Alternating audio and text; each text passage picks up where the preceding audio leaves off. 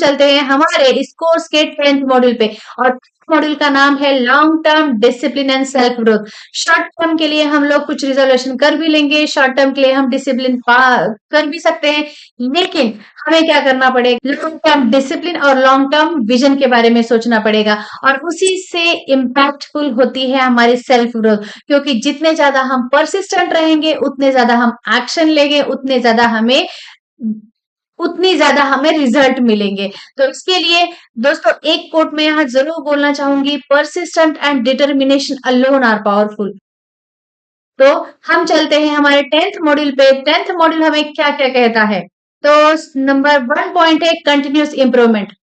पहले दिन आपको हो सकता है कि कुछ भी ना आए, कुछ भी ना आप कर पाओ, लेकिन कंटिन्यूअस इंप्रूवमेंट करने से, कंटिन्यूअस एक्शन लेने से ही आप खुद को इंप्रूव कर पाओगे। लेकिन हर रोज कंसिस्टेंटली एक्शन लेना बहुत इंपॉर्टेंट है, क्योंकि उसके अलावा कोई ऑप्शन नहीं। कोई भी कितना भी कुछ भी कह ले कि ऐसे करो वैसे करो वैसे करो, किसी की न सुनते हुए जो आपने प्लान बनाया है उसी प्लान के साथ स्टिकअप रहना है और कंटिन्यूअस एक्शन लेने हैं और कंटिन्यूअस खुद को इम्प्रूव करते जाना है।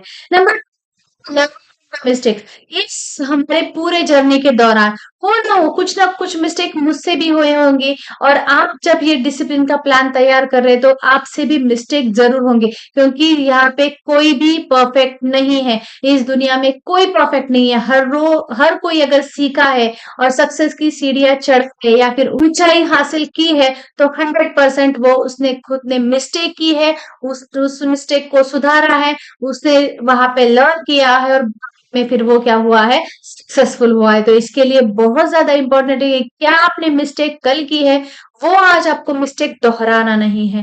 कल नई मिस्टेक करो तो भी चलेगा, लेकिन अगर आप मिस्टेकफुल पर्सन नहीं है तो आप कुछ नहीं सीख रहे। तो इसके लिए बहुत ज्यादा मिस्टेक करें। एक तो कोट है कि जल्दी जल्दी गलतियां करो और जल्दी जल्दी ऊंचाइयों की सीढ़ियां चढ़ो। इसलिए बहुत ज्यादा गलती गलती करना भी इंपॉर्टेंट है और उन गलतियों से सीखना भी बहुत ज्यादा इंपॉर्टेंट है। कीपिंग और ग्रोथ माइंडसेट, दो टाइप का माइंडसेट होता है, एक फिक्स माइंडसेट होता है और एक ग्रोथ माइंडसेट होता है। फिक्स माइंडसेट वाला बंदा यही सोचता है कि सब कुछ है वो फिक्स्ड है, मतलब किसी की इंटेलेक्चुअल कोई अगर किसी बात में माहिर है, मतलब मैं अगर सिर्फ स्पीकिंग कर सकती हूँ तो मैं टेक्निकली इंप्रूव हो ही नहीं सकती। ये जो बंदा है वो फिक्स माइंडसेट वाला बंदा यही सोचेगा कि वो फिक्स्ड है सब कुछ। लेकिन अपोजिट साइड में आता है ग्रोथ माइंडसेट। ग्रोथ माइंडसेट यही सोचता है कि एवरीथिंग कैन बी इम्प्रूव्ड, सब कुछ इम्प्रूव किया जा सकता है अगर आप चाहो, अगर आप प्रयास करो, आप शिद्दत से किसी चीज को अगर चाहो तो खुद में आप बहुत ज्यादा बदलाव ला सकते हो, प्रैक्टिस के जरिए सीख सकते हो और चाहे जो भी सीखना चाहे वो सीख सकते हो। जैसे कि कोई भी अगर इंटेलिजेंट बनना है, किसी को भी बहुत ज्यादा बड़े प्रोजेक्ट करने हैं तो वो ग्रोथ माइंडसेट वाला बंदा यही सोचेगा कि मैं ये सब कुछ कर सकता हूँ। ग्रोथ माइंडसेट क्यों इंपॉर्टेंट है, क्योंकि ग्रोथ माइंडसेट वाला बंदा यही सोचता है कि अगर मुझसे कुछ भी गलतियां हुई हैं तो वो भी एक लर्निंग टूल है। कुछ भी अगर चैलेंजेस आपके सामने आते हैं तो वो एक लर्निंग टूल है, उसे सीखने के नजरिए से देखिए।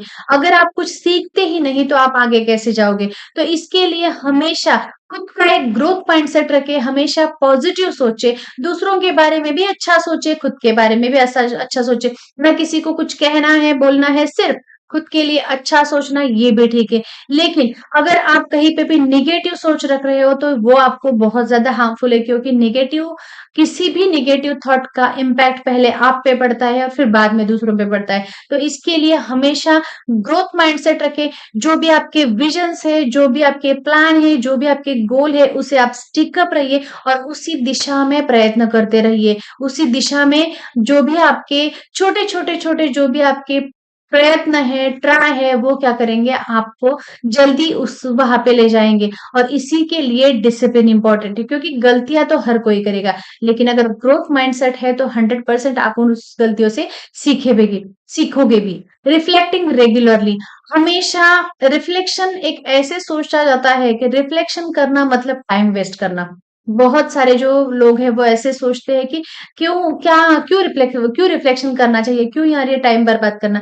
लेकिन हम लोग बिजी रहने को ही वर्क कहते हैं, लेकिन इट इज नॉट ट्रुथ कि बिजी रहना मतलब वर्क नहीं होता। आप उस वर्क के दौरान, उस काम के दौरान, आप उस बिजीनेस के दौरान कौन सा ऐसा प्रोडक्टिव काम करते हो जो आपको आगे लेके जाता है, क्योंकि पर्सनल ग्रोथ में ये इंपॉर्टेंट है। आप एवरी टाइम आप सिर्फ काम करते रहो, ये इंपॉर्टेंट नहीं है। सही दिशा में, सही जगह पे, सही किए गए प्रयास ही आपको सफल बनाते हैं। तो इसके लिए रिफ्लेक्शन बहुत ज़रूरी है। अगर आप 10 घंटा भी काम र कर रहे हो, लेकिन उसमें से अगर आप 2 आवर्स से सिर्फ प्रोडक्टिव काम कर रहे हो, तो वो आपको ज़रूर सोचना पड़ेगा। और लेकिन अब आप अगर ऐसे ही सोचते रहो कि मैं 10 घंटा काम करता हूँ, मैं 10 घंटा, तो ऐसे नहीं होता। आप प्रोडक्टिव काम कितना करते हो, ये बहुत ज़्यादा इम्पोर्टेंट है। तो इसके लिए है कि रिफ्लेक्शन जो भी आपका, अगर आप 30 डेज का भी अगर आप होराइजन लेते हो, तो 30 डेज में 4 वीक्स रहते हैं, 4 वीक्स में 7 डेज रहते हैं, और 7 डेज में आपके 24 आवर्स रहते हैं। तो आपको क्या करना है, रिफ्लेक्शन डे बाय डे करिए कि आप आज मैंने सोने से पहले आज मैंने कितना प्रोडक्टिव काम किया, क्या क्या मैंने किया। Just remind it, thought it, आपको ही पता चल जाएगा कि आपका टाइम कहाँ पे जा रहा है, आपने प्रोडक्टिव कितना काम किया। फिर बाद में उसी लिस्ट को उठा के 7 दिन में आपने कितना प्रोडक्टिव काम किया, ये भी आपको पता चल जाएगा। और बाद में फिर 30 दिनों में आपने कितना काम किया, ये भी आपको पता चल जाएगा। तो इसके लिए इम्पोर्टेंट क्या है कि हर रोज रिफ्लेक्शन करना, और रिफ्लेक्शन करने के लिए कितना मिनट लगेगा, कितना टाइम लगेगा, जस्ट विद इन 5 मिनट्स आपका ये रिफ्लेक्शन हो जाएगा।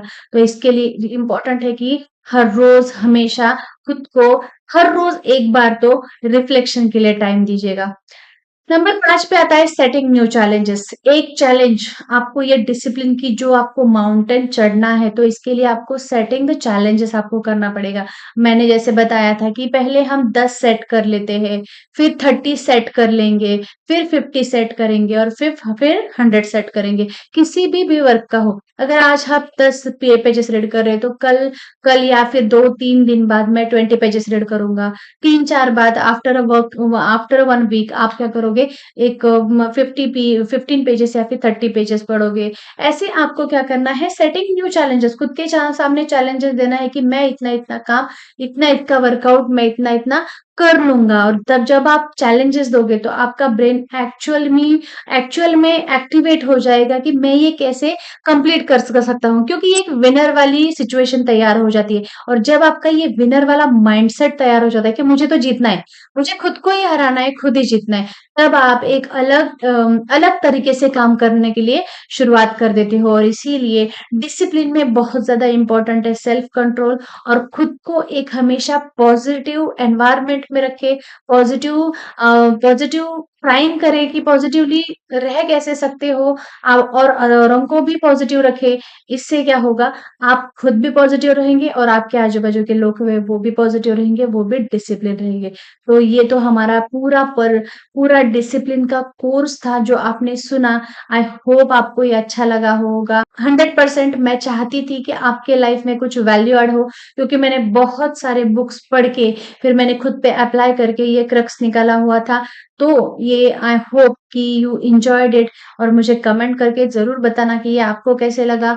और हाँ, अगर किसी को लगे कि मैं मेरे फ्रेंड को या फिर किसी फैमिली मेंबर को ये हेल्पफुल है, तो उसे शेयर ज़रूर कर देना। Thank you so much, till then मिलते हैं अगले किसी एपिसोड में। Thank you, thank you, thank you.